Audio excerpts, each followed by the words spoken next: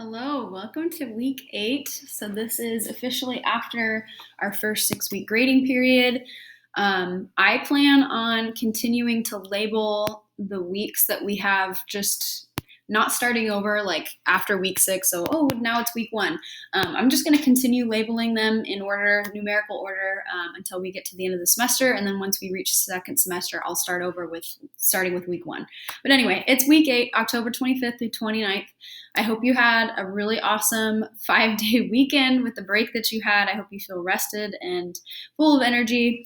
So this week is going to be pretty fun. Again, if you're watching this, it's because you were absent on either one or both or all three of our days together this week in class on campus. This is for English 11. So the last 2 weeks were very interrupted, and we didn't have like a typical Wednesday. And if you remember from, I think, the beginning of October, I told you that we were going to do some sort of grammar lesson and activity on Wednesdays if you had me. So this lesson, my 5th and 6th period class, you should have done a long time ago, but because of the way the schedule worked out with conferences and the PSAT day, we're just now getting to it. So 4th period, if you see these slides, just completely ignore them. You already did this a couple weeks ago. It's my 5th and 6th period that have not gotten to them yet. So we have some writing prompts. We're going to be reading chapter 6 this week. 4th and 6th period, we need to finish chapter 5. We have like hardly anything left of that one. So we'll finish that, and then we are going to all start and finish chapter 6. Like I just said, 5th and 6th period, we are going to be doing a grammar lesson on punctuation, specifically looking at apostrophes. And then we are going to be starting something I'm calling a writing workshop. So there's going to be several different like mini lessons each week that we're going to focus on to help us with looking at writing essays and teaching us the skills that we need to be successful writers. And then, of course, we'll end the week with a first chapter Friday. So, like I said, we're going to be reading chapter 6. So we're going to break it up. We'll read the first half, about 15 minutes of it, on either Monday or Tuesday, depending on when you have me. And then we will finish it on Thursday and Friday.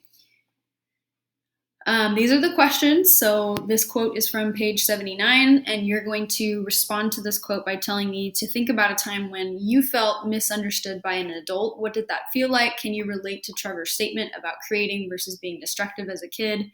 So go ahead and respond to this after you've read that part of the book. And then we see that Trevor uses a lot of metaphors and similes when he's talking about his relationship with his mom. We looked last week at chapter 5, and I told you that chapter was very much dedicated to his mom because he talked a lot about her life before she had Trevor. And we hear him throughout all the chapters that we read, especially the ones going forward. He's going to talk about their relationship, and he uses metaphors and similes to describe them. And if you remember, especially if you had me last year and we went through our poetry unit, metaphors and similes are kind of the same tool, but they look a little bit different. So a simile is when you use the word like or as to describe something, to show how they're related or similar. And then metaphors do the same thing. They're showing how two things are alike or similar, but you're not using like or as. You would use some form of the word to be. So she is, you are, that sort of thing. So I want you to think about a person in your life. It doesn't have to be your mom. It could be any person in your life, and describe your relationship with that person using a metaphor or simile. So I want you to get a little bit creative here. Okay, so maybe new, maybe not for some of you. A concept that we're going to look at this week is something called mirrors and windows. And if you have kind of looked through my classroom library, especially the little black bookshelf up at the front of the room, and you looked at that bulletin board, you would see that I have a sign that says Mirrors and Windows Library. And the reason for that is because of this idea. So when you are reading anything at all, especially literature though, there's this concept, I'm forgetting her name, but a researcher and educator came up with this idea called mirrors and windows. And essentially this is what it is. When you're reading and you find a mirror, it means that you are looking at a story that makes you feel seen because you can see parts of your own life and identity reflected in that story. You can connect with the character, you can relate to something that's happening in the plot. There's something that's shared there, whether that story is fiction or nonfiction.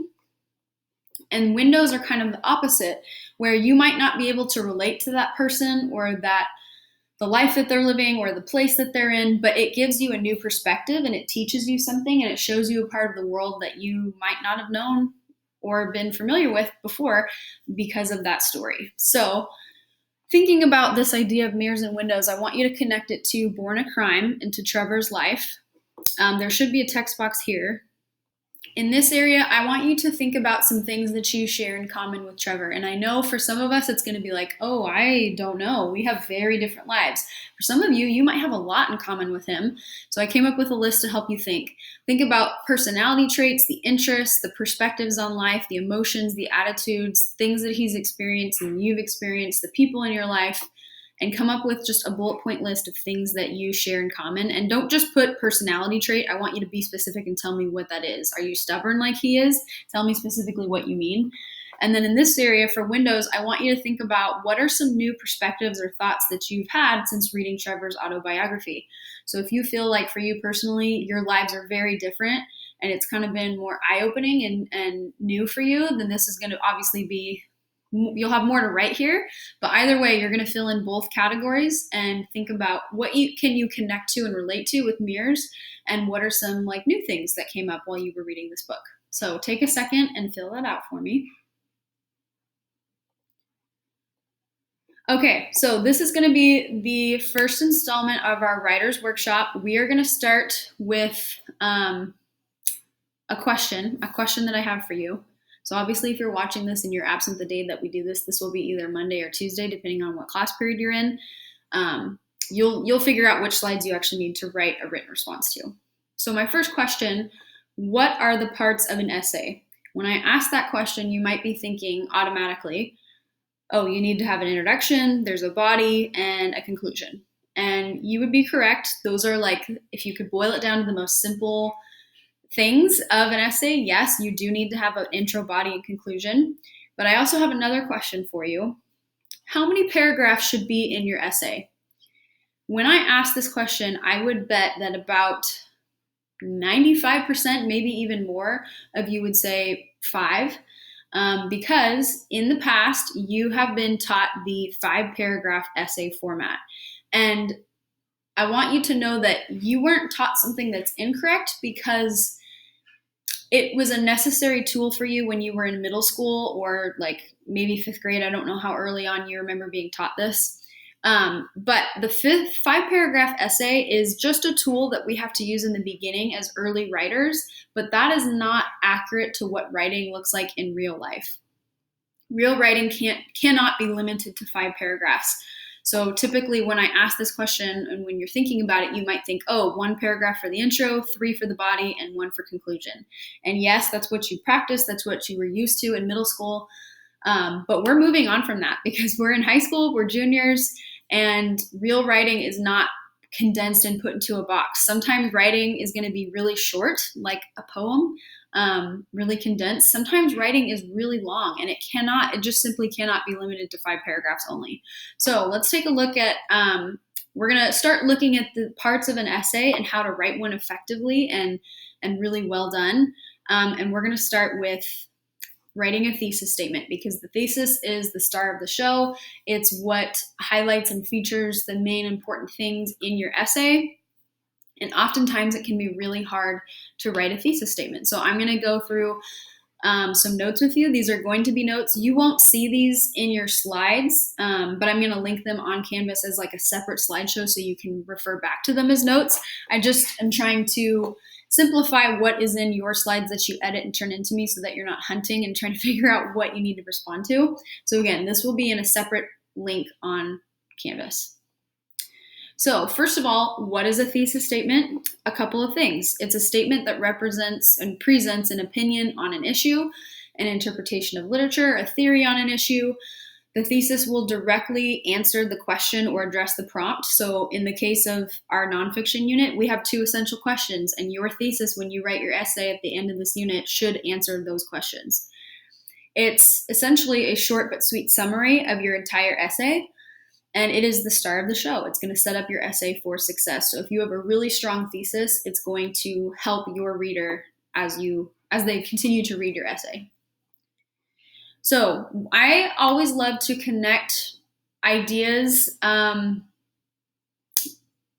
we find in the academic world to things that you might find in your personal world or things of your personal interest. And this idea of a thesis statement is definitely connected to the idea of a movie trailer. So what we're going to do is you're going to watch this movie trailer. It's about 2-ish minutes long. And you're going to respond to these questions. What is the point of a movie trailer? This is just, I'm not asking you to look specifically at Spider-Man No Way Home. This is just an example that I found. In general, with movie trailers, what is the point? Why do we watch them and why are they created? And then as you're watching this, I want you to think about the details and the choices that the director made in creating this trailer, things that can be applied to multiple trailers, not just this movie specifically. So I'll give you a second, pause this video and watch the trailer, and then you're going to answer those questions. Okay, so when we're looking at movie trailers, I have my notes down here. When we're looking at movie trailers, you will find things like music. In this case, it was kind of suspenseful because this is an action movie, but it might be different depending on the type of movie that's being shown. You're going to find that the director in any movie trailer is going to make very specific cuts and choices into what scenes that they're going to show in the trailer to kind of guide your curiosity. There's going to be dialogue. There's going to be narration as scenes are being cut really quickly because it's a trailer and they're trying to show a lot all at once. You're also going to find that they're going to try to highlight the major plot points so that you can understand what this movie is about, specifically looking at the climax. What's the big issue in this trailer? So the reason I had you do this is to think about the fact that a movie trailer is very much like a thesis statement. A thesis statement provides direction. It gives your reader or your audience kind of a map or a guide to the rest of your essay. It previews those main things that you're going to cover, but in a very condensed manner. So, where does your thesis go? It's in your introduction paragraph or paragraphs, depending on how much time you need. And it's going to be the very last thing that leads you into that body portion of your essay.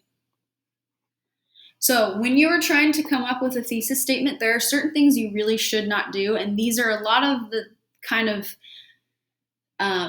things that we relied on when we were in middle school with writing that we need to ditch because it's not the sign of a mature writer. So saying, I think, or I believe that Trevor Noah believes blah, blah, blah, and says this. You don't need to say that because you're kind of being redundant. You just need to say what you're trying to say. If you start off with I think or I believe, it's making your stance and your perspective on the question very weak. So you just need to be assertive and very firm. You need to not use first person or second person, I, me, we, you. Now, with this one, it's kind of subject to what you're talking about and your style as a writer. There are rules with writing, as there are with, other things academically. And sometimes you are able to break those rules as long as you're doing it on purpose and for a purpose. So this one specifically is kind of a case-by-case thing, but in general, if you're writing a very strong academic like research type essay, you're going to try to want to avoid these types of references to people. If you are stating a fact that cannot be argued, that's fine, but it's not really going to help your case because it just can't be argued. And you want your reader to interact with your text, with your writing. You want them to try to play around with the ideas that you're presenting and give some of their own insight as they're thinking and reading and processing. And so if all you're doing is constantly stating things that cannot be argued, it kind of makes your essay a little bit dull and flat. And then when you are referring to the process that you had when writing the essay, like this essay will discuss, again, it just weakens what you're trying to say. Just get rid of it. You don't even need to say that at all. And then another thing is there's a sweet spot. You cannot be too vague and you cannot be too specific. If you're too specific, you're giving away too much information that you're going to talk about later. But if you're too vague, it kind of just leaves your reader curious, but not in a good way. So there's a sweet spot in the middle. That's where you want to be. So I know you might be feeling a little bit overwhelmed thinking about all this and hearing all these notes, but it's just about finding the right balance.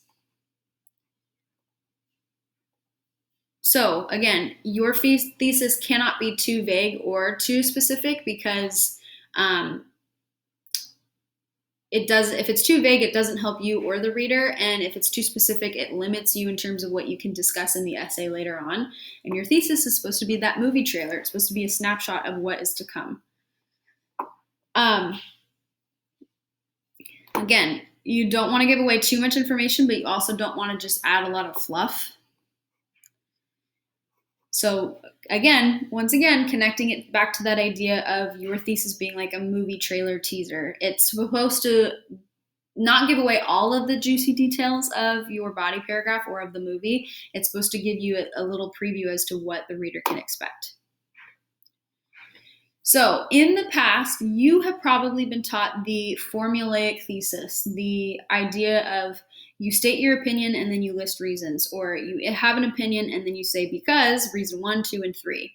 And this works well with that 5-paragraph essay, but like I said, we are juniors in high school. We're moving on. Those of you that go into college, this is not going to serve you at all to rely on this 5-paragraph essay format because it's not what a mature writer will do. So here are some examples of what you might see with a formulaic thesis.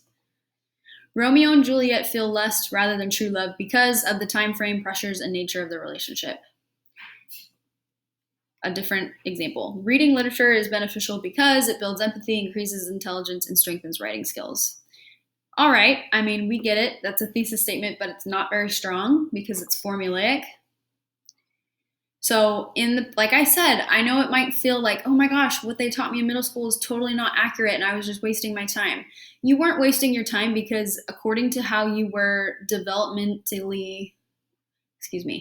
according to where you were at developmentally with your academic skills, that's what you needed at the time. If you're going to ask a 2-year-old to try to ride a bike for the very first time without training wheels, not going to go super well. They're probably going to fall on their face.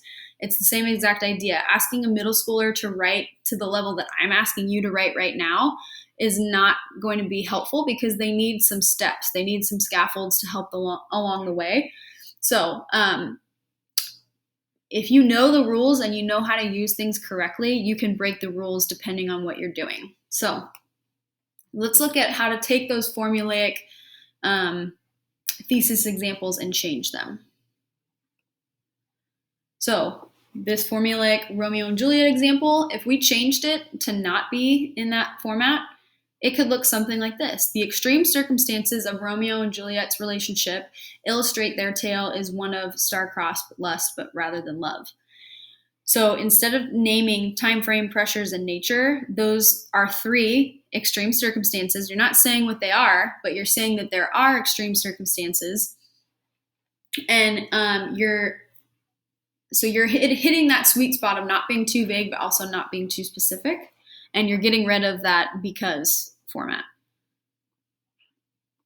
So with this one, while no single book contains the secret key to a happier, successful life, evidence shows that reading literature can make you a better, smarter human being. Doesn't that just sound a lot more awesome than this one? You're not just listing off reasons. You're like trying to invite the reader to be curious about what you're talking about. So you're not locked into that list format. You can make a sentence that's better. You can make one that makes your reader more curious, and you can get rid of that formulaic thesis writing. So here's some other examples to show you. Here's an idea for, let's say somebody's writing an essay about, is the American dream attainable?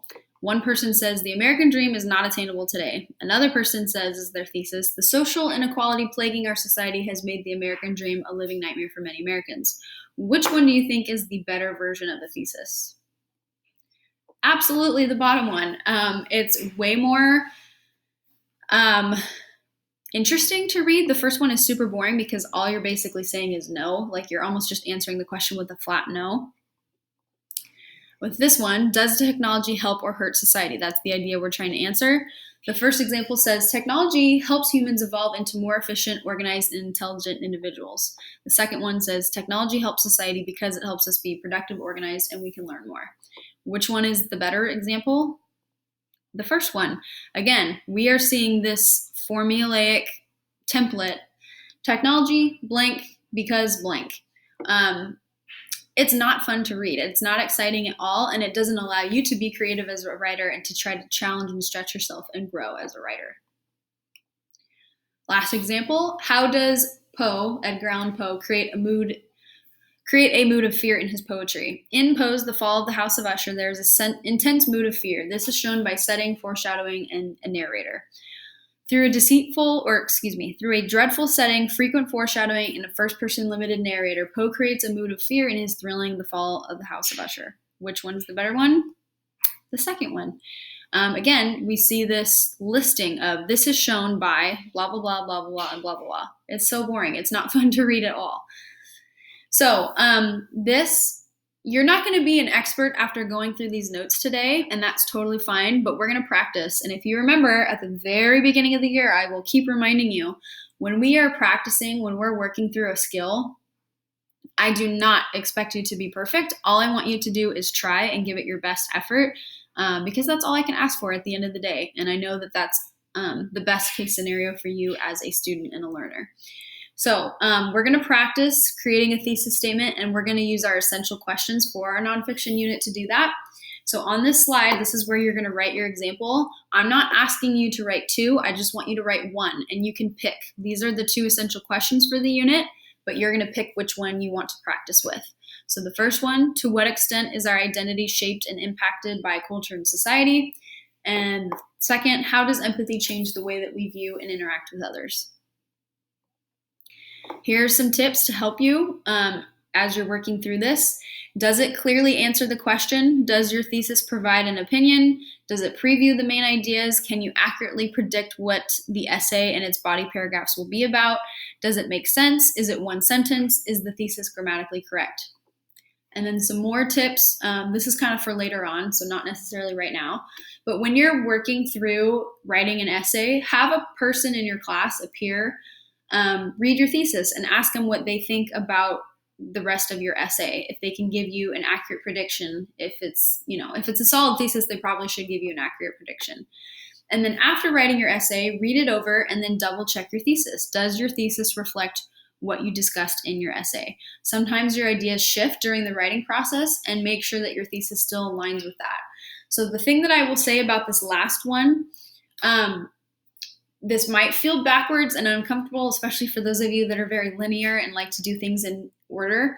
When you are writing an essay, what I have found has been really helpful to make sure that it does align is I write the introduction for my essay at the very end. I start off with the body paragraphs and then the conclusion, and then once I have that kind of finalized and I know what I want, that is when I write the introduction, because now I know what the rest of my essay looks like, and I have a much easier time trying to make sure that that introduction and that thesis aligns with everything else.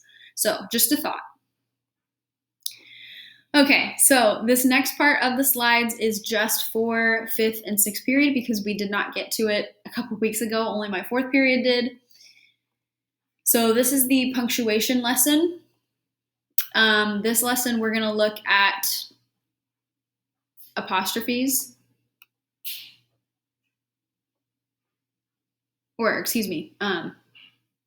Apostrophes, but let me get started with something else.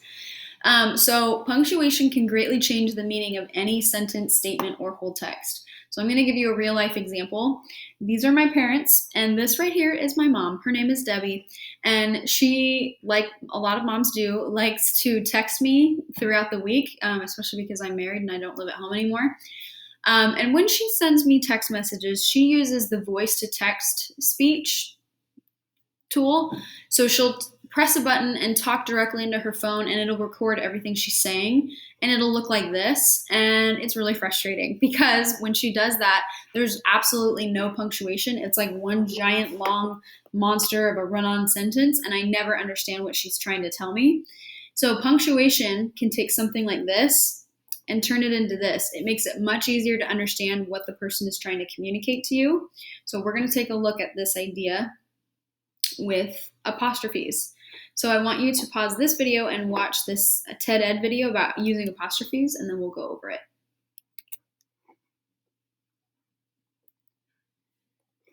Okay, so for 5th and 6th period, when you're using an apostrophe, there's 2 reasons you would do that. To mark possession, to show that something belongs to somebody, Lucy's robot, or to show a contraction of 2 words, do and not, to create don't eat that robot. That's to mark contraction. There is a 3rd reason, but it's very rare, and you probably will hardly ever use it. It's to mark the plural of single letters. So mind your P's and Q's.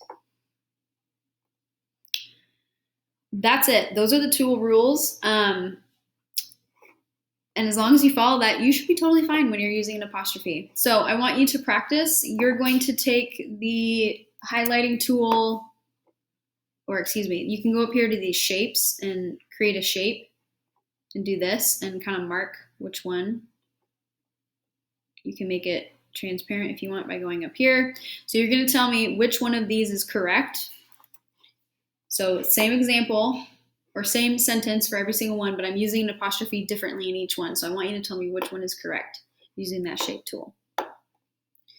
And then for this practice slide, you are going to tell me which ones are using it correctly and which ones aren't. Not all of these are using them correctly. So you'll do that using the shape tool again. Okay. So this is really fun, and I'm sad if you're going to be gone on Friday, you'll miss this. But our Titan Tots are going to be making an appearance on Friday to do a little trick-or-treat Halloween costume visit to certain classrooms around the school, and I volunteered to be one of them. So if you're here for this day, you'll get to help me with that, which will be really fun. In 6th period only. Okay, so we're going to continue reading chapter 6. Our plan is to finish it. So this is a slide that you will complete when you get to this section of the chapter. So go ahead and read and then get to answering this question. And then this is our last question for this chapter. This plagiarism lesson is going to be something that's kind of like a group activity. So if you were absent in class this day, there's not necessarily anything that you're going to turn in, but maybe ask me about it and I can tell you what we did, because this is not something we're going to do through slides. This is going to be something that we do in class together. And then lastly, this is our first chapter Friday.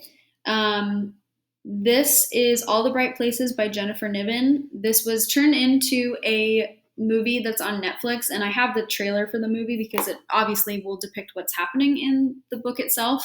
But of course, the book is always better than the movie. So you can take a look at this. And just as a warning, there is the concept of suicide in this story. So if that is kind of a tender spot or maybe a potential trigger warning, just be aware of that before you do watch the trailer or read the book. But it is a really great book. It's very heartwarming, and it's really good. So if you have any questions about this week, I know this was a lot, please let me know, and I cannot wait to see you soon.